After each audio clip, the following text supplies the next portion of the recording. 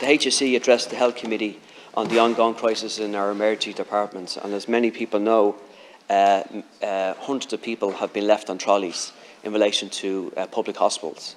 Now, this is a perpetual crisis, and it perpetually happens every year, which is completely unacceptable in a country that's quite wealthy.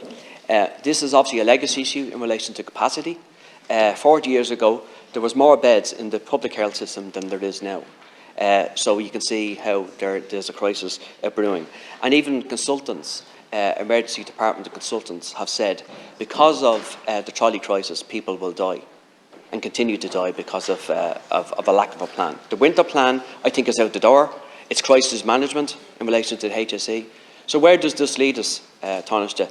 It's just not acceptable. Those that have paid taxes throughout their life, rely on the public health system, rely on the time they need, are left for days on trolleys. Okay, it's just not acceptable.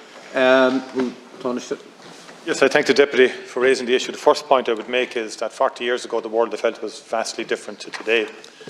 So you've had far more productivity. You've had far more productivity in the health service in the intervening years, particularly the revolution of day case activity, day case procedures, length of stay in hospitals, and so forth. All of which has radically changed the capacity issue.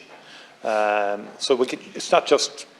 One just cannot compare the number of beds you had 15 years ago or 20 years ago with the number of beds today and just draw a simplistic comparison. It doesn't stand up to any scrutiny at all. We're treating far more people today than we ever would have, far faster in terms of time spent in hospitals. Massive exponential growth over the last 2 decades in day case, not just diagnostic, surgical procedures, which has revolutionised health productivity. Thank you, that has to be said. But in terms of, you're correct. But I think there's a combination of capacity. Human resource management is key. And governance is key in terms of the health service in respect of dealing with the huge increase in disease. Deputy Peter Fitzpatrick.